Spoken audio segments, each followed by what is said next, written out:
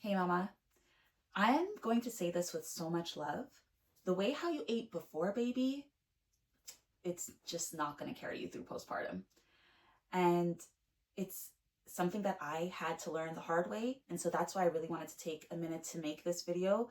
If you have been feeling exhausted, foggy, overwhelmed, feeling like you are truly trying your best, but you just don't feel like yourself, a big part of it might be because of how you're fueling yourself right now, how you're fueling your body right now. Now, my name is Khalifa Rodriguez. I'm a registered dietitian and certified breastfeeding specialist, and I support moms through pregnancy and postpartum with science-backed, evidence-based nutrition and lactation support. And it took a long while for me to learn a lot of the things that I'm going to share with you today. And honestly, I was feeling some type of way when I had my first child and I couldn't figure it out. And yes, like although I'm a nutritionist, like I didn't put two and two together about how much my diet and my way of eating needed to change in order to help me get through the really like heavy, overwhelming, very stressful time of postpartum. Let's start with the healing portion. Your body has just given birth, and whether you have given birth vaginally or via C-section, there are things that your body is going to need to heal from, whether that's vaginal tears, hemorrhoids, or if you have gone through a C-section, your body needs to heal and recover from intense abdominal surgery. And you know what could happen if you don't fuel yourself correctly is this healing process can be really delayed and like really prolonged unnecessarily. You may feel, lingering soreness. You may feel extremely tired and fatigued. You may also, experience things like, increased risk of infection of your wound and things like that, because your body really requires nutrients, in particular protein, in order to repair and rebuild itself, the tissues. It requires protein, it requires vitamin C and zinc, which are really important with the actual healing process on a cellular level. And you also are going to require lots of hydration, lots of water to be used throughout these metabolic processes in helping your body heal and recover itself. So honestly, I know the culture right now is to like bounce back, and a lot of moms think like, I'm so busy anyways, like skipping meals is just going to help me lose the extra baby weight. And I want to say that that is a big, big mistake. Skipping meals right now is not going to help you bounce back, girl. It is going to delay your healing and your recovery. It is going to hold you back. So I just wanted to make sure that that was very clearly stated. It took 9 months to make this baby. You got to give yourself at least a good 9 months in order to, catch yourself, in order to restore and replenish the nutrients that were lost, in order to heal and recover from the dish-sized wound that is in your uterus, in your womb space. And you are going to require additional nutrients and really, well-rounded meals in order to support that healing process. All right, so now let's talk about the brain fog. Right now, you might be feeling kind of like it's hard to focus. You might be, lacking mental clarity. You might just be plain out just not feeling like yourself, having trouble remembering things. Your body's under quite a lot of stress. And I just want you to consider that the brain fog that you might be feeling might likely be related to more than just the lack of sleep that you're likely experiencing. So yes, you might be losing sleep, and sleep absolutely matters, but your nutrition matters just as much. And that's because if your nutrition is lacking in iron, in carbohydrates, and it's just like inconsistent throughout the day, this can lead to things like mental crashes. It could lead to feeling just really exhausted and tired, unable to focus, a lack in alertiveness, being like alert, and also just plain old, just not feeling like yourself, right?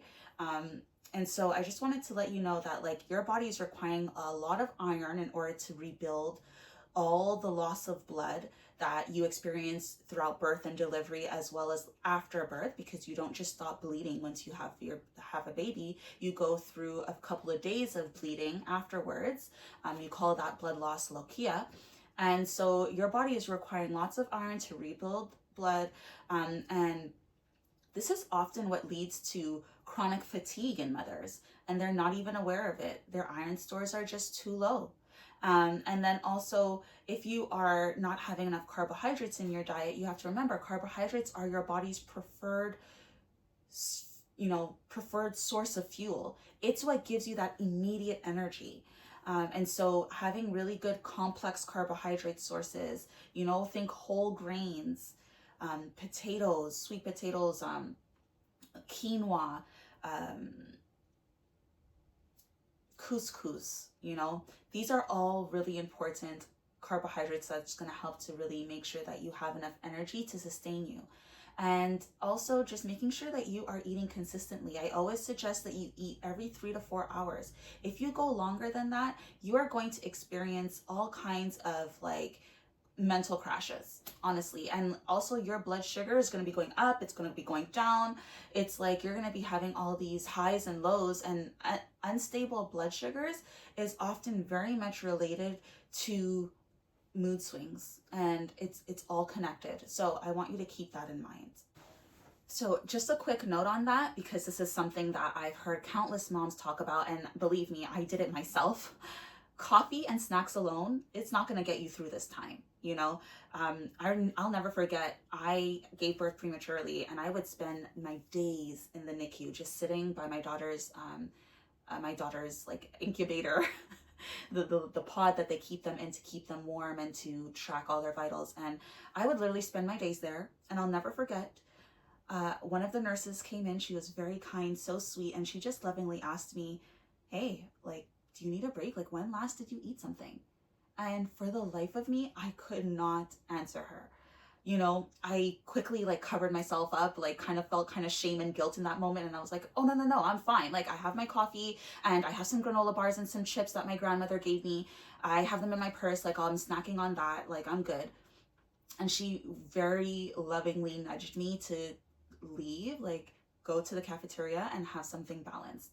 And that was a big wake-up call for me as to how quickly we can become swept up in this motherhood role, where we feel like we just need to provide all our attention and all our care into the baby that we are caring for. And we very quickly, our own nutrition takes the back seat.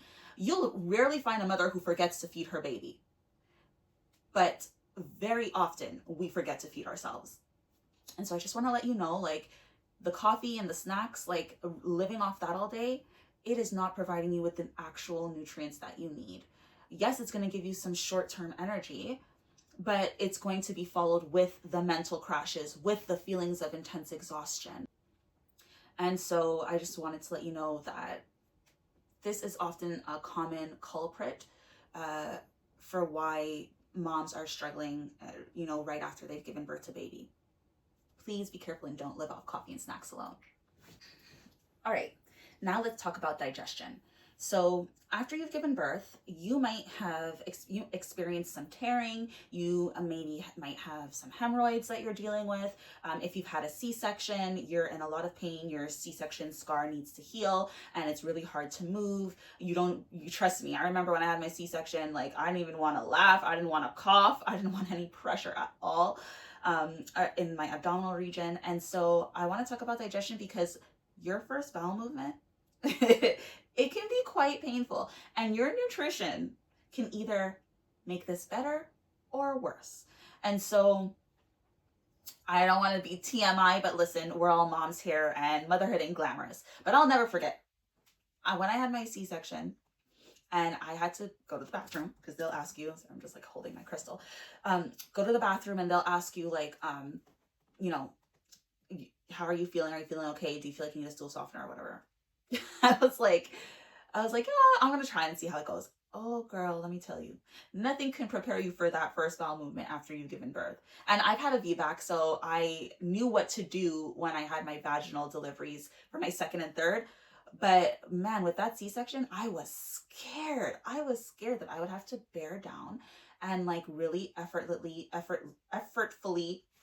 pass this bowel movement. And nutrition can really help, because if you have enough fiber and if you're drinking enough water, and this is something I need you to really pay attention to, whenever you add fiber to your diet, you need to increase the amount of hydration you're getting. If you have more fiber, it's going to make your bowel movements worse if you're not hydrated enough. And if you just have too much water without enough fiber, it's not helping your digestion. So you really need the two: more fiber, more water. And this is what's going to really help improve your digestion after you've given birth to baby. Another thing that's going to be really helpful for you to pay attention to is to having magnesium rich foods. Okay, so foods that are rich in magnesium will include things like leafy green vegetables, broccoli, beans, lentils, as well as all the kinds of seeds. So like chia seeds, flaxseed, pumpkin seeds, sesame seeds, all the seeds, whichever one you prefer.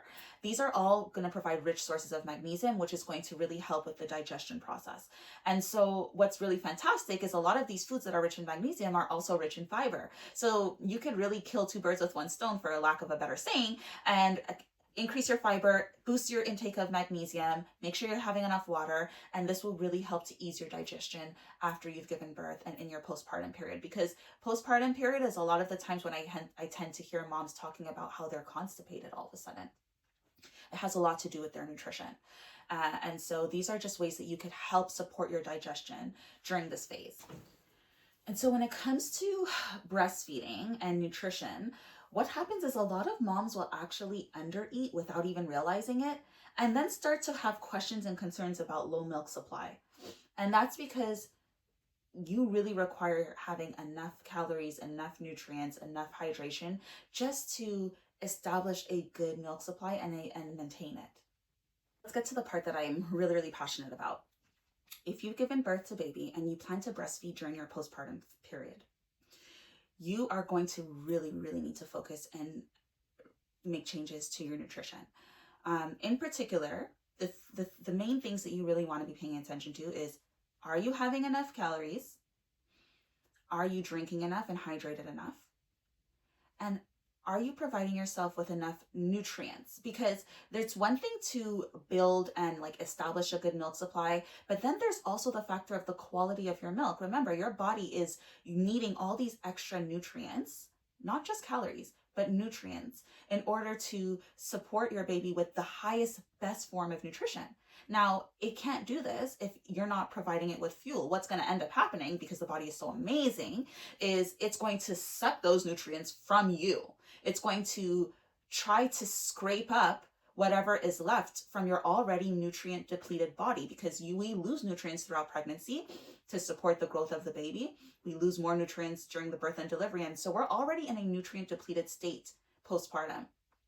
So now what you want to do is in order to provide like highly nutritious, high quality milk to your baby, you need to really make sure you are getting a wide range of nutrients. And so this is really, really important in establishing and building your milk supply.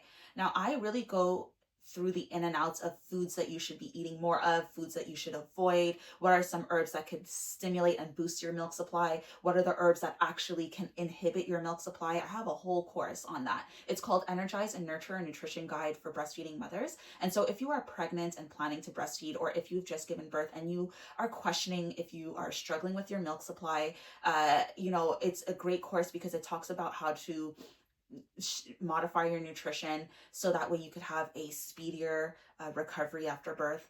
So I highly suggest you take a look into that. I'm going to post the details in the description so you could easily go check that out. It's available on my website to anybody. It's worldwide. So you could basically get this kind of knowledge from the comfort of your own home, which is awesome.